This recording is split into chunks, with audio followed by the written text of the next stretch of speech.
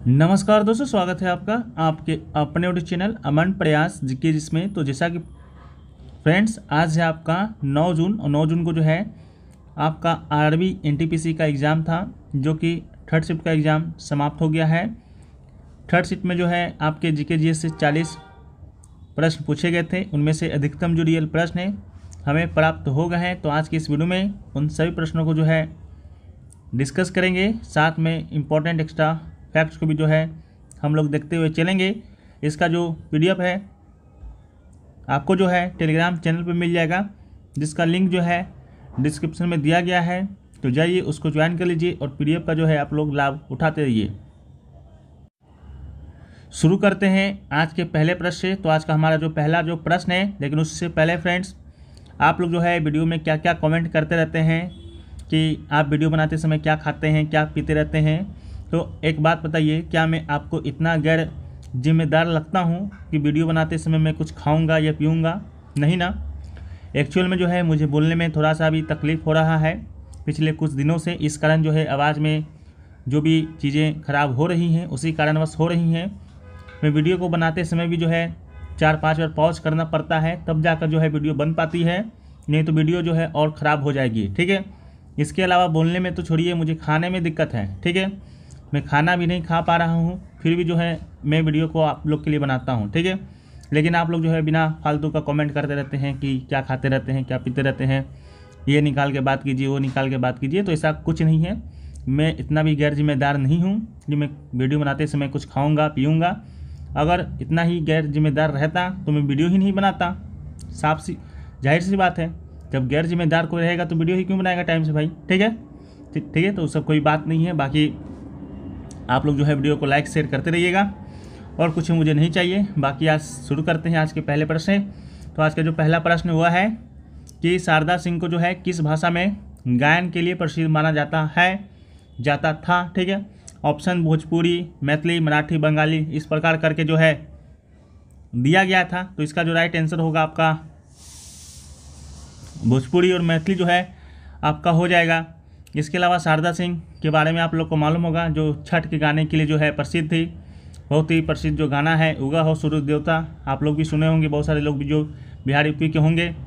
ठीक है, तो इन्हीं के द्वारा जो है गाया गया था। मैथिली और भोजपुरी भाषा में ये गीत गाती थी, और उन्हें जो है बिहार कोकिला के नाम से जो है वो जाना जाता था इनको। ठीक है, अगला जो क्वेश्चन पूछा गया कि भीमराव अम्बेडकर की 69वीं पुण्यतिथि, जिसे महापरिनिर्वाण दिवस के रूप में मनाया जाता है, वो किस तारीख को आती है।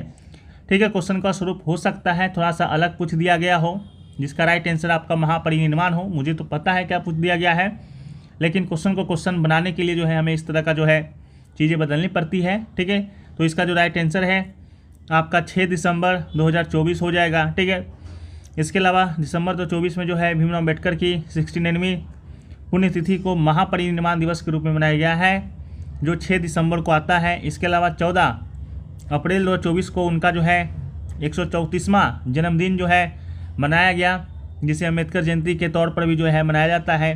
तो याद रखिएगा।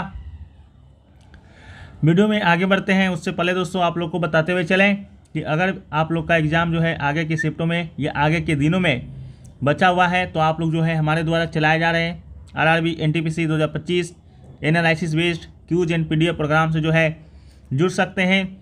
इसमें आपको जो है क्या क्या मिलता है, तो इसमें आपको जो है shift wise analysis based daily updated Qs मिलती हैं।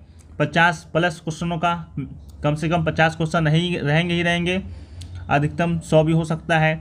इसके अलावा प्रत्येक क्वेश्चन का जो है आपको आंसर और डिटेल एक्सप्लेनेशन दिया जाता है पीडीएफ के तौर पर रोज़ डेली।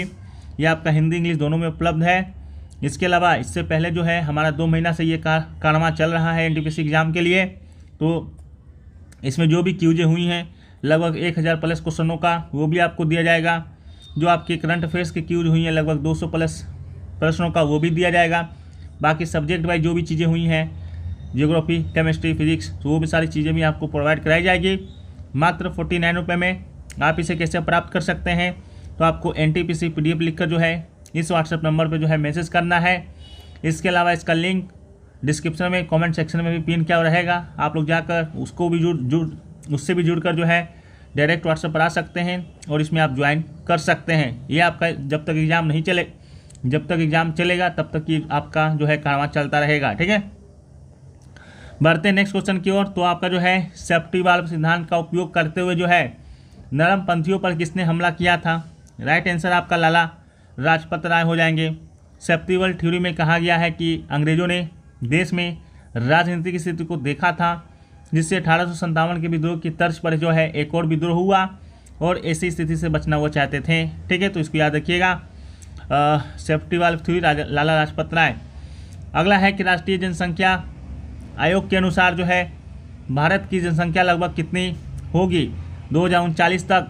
तो राइट आंसर 1.6 बिलियन यानी कि 160 करोड़ रुपया होगा, 160 करोड़ होगा। ठीक है, नेशनल पॉपुलेशन कमीशन के अकॉर्डिंग 2039 तक 1.6 बिलियन, इसके अलावा 2035 तक जो है 1.6 बिलियन और 2060 तक जो है वो आपका 1.7 के अरब शिखर पर जो है पहुंच जाएगा। अगला है कि मई 2025 को जो है किस देश में संघीय चुनाव हुआ था? आपके ऑप्शन में Canada, Australia, Africa, United kingdom जो है दिया गया, तो राइट आंसर जो है आपका ऑस्ट्रेलिया हो जाएगा। 3 मई 2025 को जो ऑस्ट्रेलिया में संघीय चुनाव यानी कि फेडरल इलेक्शन हुआ। इस चुनाव में जो है ऑस्ट्रेलिया लेबर पार्टी ने ऐतिहासिक जीत हासिल की, जिसमें उन्होंने हाउस ऑफ रिप्रेजेंटेटिव्स की 150 सीटों में जो है 94 सीटें जो है अपनी नाम की, जो पार्टी के इतिहास में सबसे अधिक है। यह जीत प्रधानमंत्री एंथनी अल्बनीज के नेतृत्व में हुआ है, जिन्होंने विपक्षी लिबरल नेशनल गठबंधन के नेता पीटर डटन को हराया है। ठीक है, तो याद रखिएगा।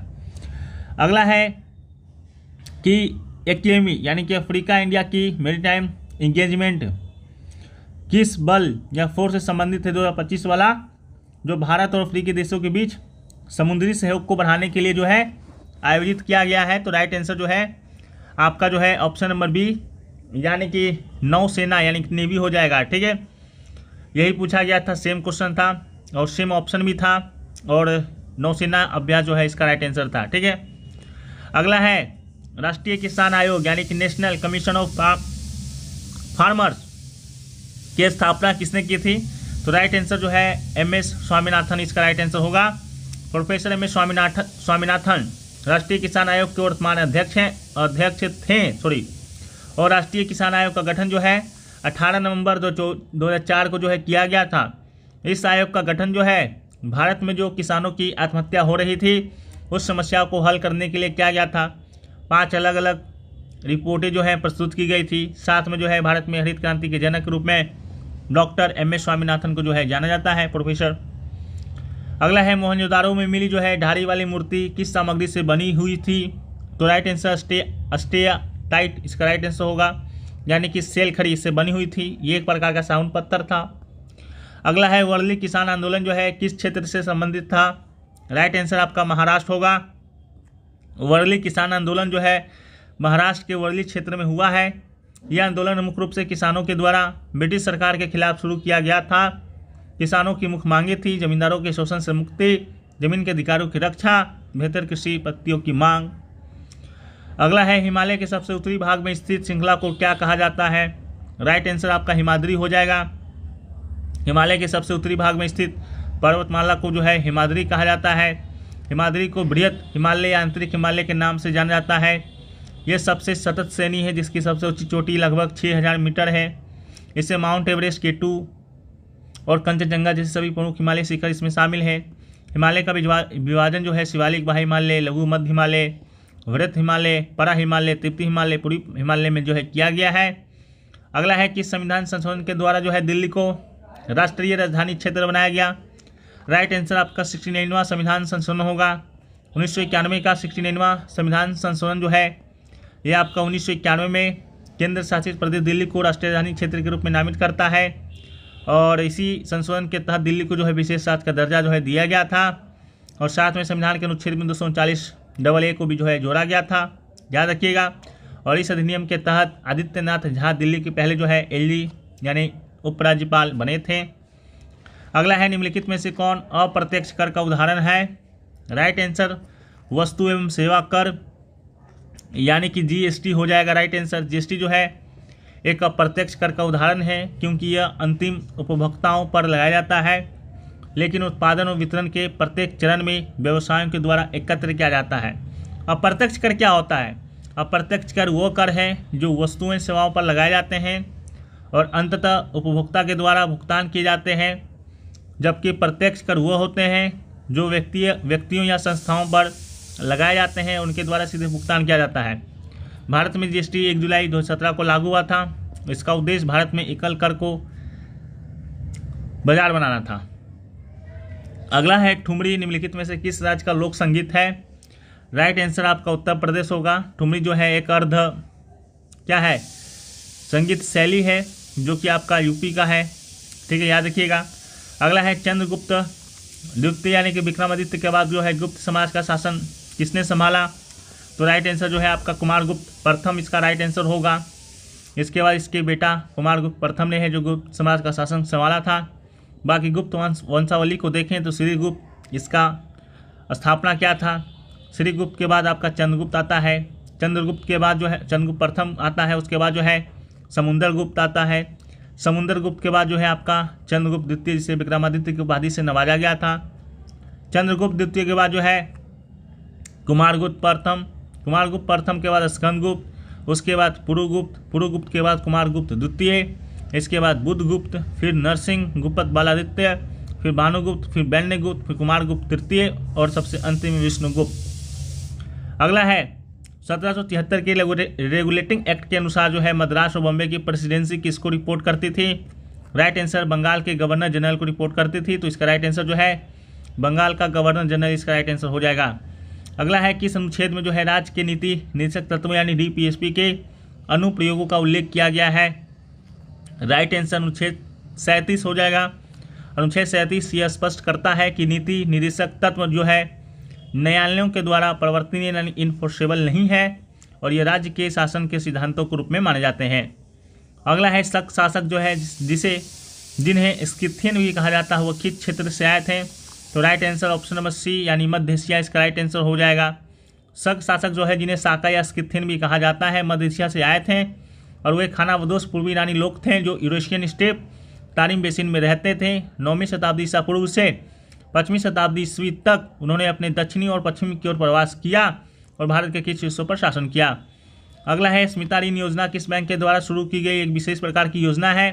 राइट आंसर आपका भारतीय स्टेट बैंक राइट आंसर हो जाएगा। महिला उद्यमियों को अपने कारोबार का विस्तार करने में सहायता के लिए जो है भारतीय स्टेट बैंक ने SBI स्मिता को लॉन्च किया था। भारतीय स्टेट बैंक की बात करेंगे तो भारत का सबसे बड़ा सार्वजनिक क्षेत्र का बैंक है, सबसे देश का पुराना है, विश्वसनीय है। स्थापना जो है 1806 में बैंक ऑफ कलकत्ता के रूप में हुआ। 1955 में इसका राष्ट्रीयकरण हुआ और भारतीय स्टेट बैंक का नाम दिया गया। मुख्यालय महाराष्ट्र मुंबई में है, स्वामित्व भारत सरकार के पास है। अगला है कि आयु वर्ग में भारत में बेरोजगारी दर यानी कि अनएम्प्लॉयमेंट रेट लगभग कितनी है? राइट आंसर 3.2% हो जाएगा। पीरियडिक लेबर फोर्स सर्वे के अकॉर्डिंग जो है वर्ष 2022-23 के में जो है 15 वर्ष से अधिक आयु वर्ग के लोगों के बीच जो है भारत की बेरोजगारी दर जो है 3.2% जो है रहा था। एक क्वेश्चन जो है संविधान का 104वां संशोधन से आपका आया था कि किससे संबंधित है या नहीं है, इस प्रकार का क्वेश्चन जो है पूछा गया होगा संभवतः। तो भारत संविधान का 104वां संशोधन जो है अधिनियम वो जो है 2009 में आया था। का संबंध जो है अनुसूचित जातियों अनुसूचित जनजातियों के आरक्षण से है और इस अधिनियम के तहत जो है भारतीय संविधान के अनुच्छेद 334 में संशोधन जो है वो किया गया और लोकसभा विधानसभा में SC और ST के लिए जो है आरक्षण की अवधि को जो है 10 वर्ष के लिए बढ़ा दिया गया। इससे पहले आरक्षण की सीमा 25 जनवरी और 2020 थी और इसके बाद जो है 10 वर्षों की बढ़ा दिया गया था। याद रखिएगा। और क्या बताएं इसमें हम। अगला है कंप्यूटर में किस सुविधाओं के माध्यम से बार बार किसी एप्लीकेशन की एक ही फाइल को जल्दी आसानी से एक्सेस या क्रिएट किया जा सकता है? Right answer D quick access आपका राइट आंसर हो जाएगा, ठीक है। और 104वां वाला संशोधन में इसको याद रखिएगा कि लोकसभा विधानसभा में जो है एंग्लो इंडियन के लिए जो है सीटों के आरक्षण को समाप्त कर दिया गया था, ठीक है। अगला जो है कि MS ऑफिस 365 में किसी टेक्स्ट से फिजिकल फॉर्मेटिंग को हटाने के लिए कौन से कीबोर्ड शॉर्टकट का उपयोग किया जाता है? तो control plus space bar, control plus space bar जो है इसका राइट आंसर होगा। अगला है स्मार्ट सिटी मिशन के अंतर्गत जो है सरकार ने कुल जो है कितनी राशि जो है आवंटित किया, तो इसका राइट आंसर जो है option number C 48,000 crore. 48,000 crore जो है इसका राइट आंसर जो है आपका हो जाएगा। ठीक है, और प्रत्येक शहर को 100 करोड़ रुपए मिलेंगे। ये जो स्मार्ट सिटी मिशन है 100 शहरों में जीवन की गुणवत्ता में सुधार लाने के लिए 25 जून 2025 को जो है वो आपका 2025 नहीं 2015 को जो है वो आपका शुरू किया गया था, याद रखिएगा फ्रेंड्स। ठीक है, अगला जो है वो क्वेश्चन पूछा गया कि नहीं ये वाला नहीं, कि उत्तर प्रदेश सरकार ने जो है दिसंबर 2024 में स्कूल स्तर पर कौन सी नई खेल प्रतियोगिताएं जो है आयोजित की थी, तो इसका राइट आंसर जो है आपका ऑप्शन नंबर बी, यानी कि पीएम श्री स्कूलों में खेल और सांस्कृतिक प्रतियोगिताएं जो है इसका राइट आंसर हो जाएगा। इसके अलावा जो है 2-4 क्वेश्चन और जो है वो देखने को मिल रहा है, जैसा कि एक क्वेश्चन जो पूछा गया था कि 3 में से जो है किस गीत को जो है आपका गोल्डन ग्लोब अवार्ड जो है मिला है। ठीक है, गोल्डन ग्लोब अवार्ड जो है वो आपका किसे मिला है, तो ये जो है आपका मिला है नाटू नाटू सॉन्ग जो था RR का, RRR का। ठीक है, उससे मिला है, तो इसको भी देखिएगा, ये आपका शायद आपका आया था। इसके अलावा जो है एक क्वेश्चन और पूछा गया था कि दामोदर जो नदी है वो आपका कौन से प्लेट्यू से निकलती है, तो दामोदर नदी की बात करेंगे तो ये फ्रेंड्स आपका छोटा नागपुर पठार से जो है वो निकलती है, तो इसका राइट आंसर छोटा नागपुर पठार हो जाएगा। ये जो पठार है वो आपका झारखंड में स्थित है। ठीक है, तो उसको भी आप याद रखिएगा, ये भी प्रश्न जो है आपके एग्जाम में पूछा गया था। बाकी जो है वीडियो पसंद आया है तो आप लोग वीडियो को लाइक कर दीजिए, बाकी चैनल पे नए चैनल को सब्सक्राइब कर दीजिए। PDF जो है टेलीग्राम पर आपको दे दिया जाएगा, मिल जाएगा आपको, तो जाके ज्वाइन कर लीजिए।